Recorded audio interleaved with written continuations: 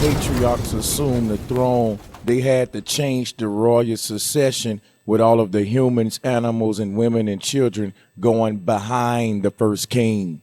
So Adam gave birth to it all, and the succession come after Adam, who is at the top of that royal lineage, him and his families. And that's when we deal with mythology. Adam just really represents the first world rulers or the first ruling families in this patriarchal time. They say we were born through Noah, and prior to that through Adam and Eve, but there was a beginning prior to Adam and Eve, and that's what we're talking about now. Adam and Eve represents the beginning of patriarchal time and us leaving the garden. That garden is Predynastic time, or the golden age. The golden age is the Garden of Eden, when everything was heavenly and the world was in vegan-based societies and nothing hunted the animals. There were plants that existed then that you never heard of today. Today we live in a ghost-like world where there's a lot of things missing based upon this great fall, and we'll be going deep into that. The unification of Egypt is celebrated by a lot of initiated men, but rebel warriors like myself do not celebrate it because we understand that that is the beginning of the first form of what we call today the United Nations.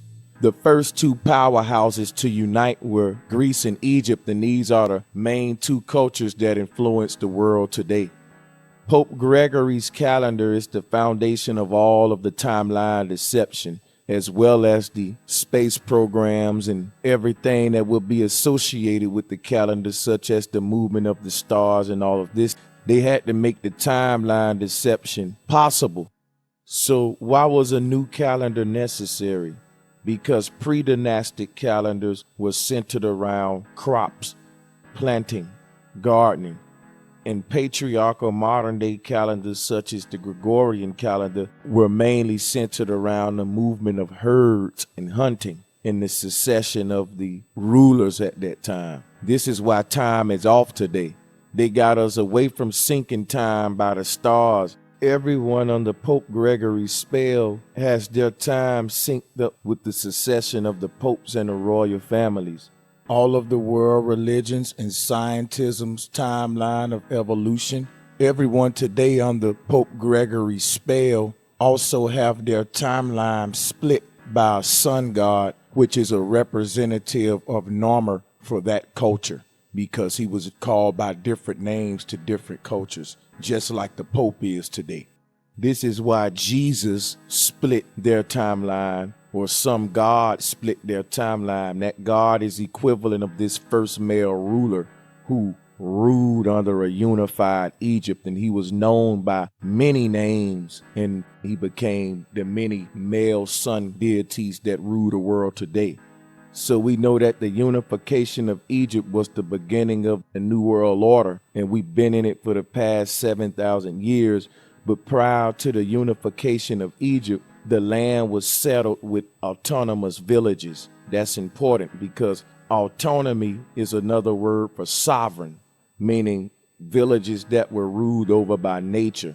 The word auto is related to automatic. Autonomy is automatic, meaning that in our natural state, we would have automatically got hungry and ate fruit from the trees like the animals do. We would have done that naturally. We would have known when we smelt that apple tree that, hey, that's food. I can solve this growling stomach by eating that.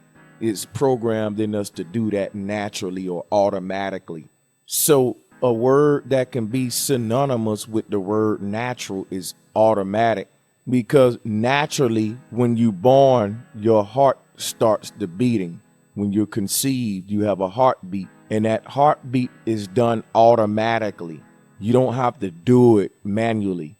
Your heartbeat is automatic, and it happens naturally. So natural and automatic is synonymous in a lot of contexts. So before Egypt was unified, the land was settled with autonomous villages, people that automatically lived the way nature intended.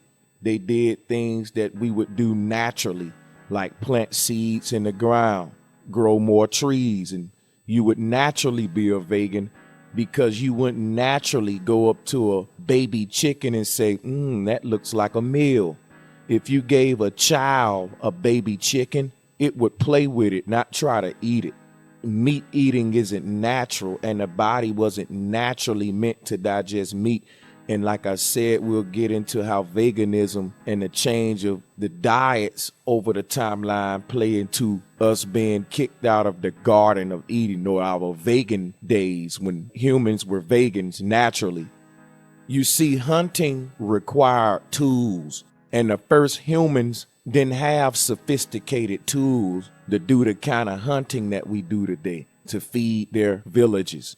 Naturally, what was the most easiest and simplest thing to do was to be vegan and be gathering-based societies.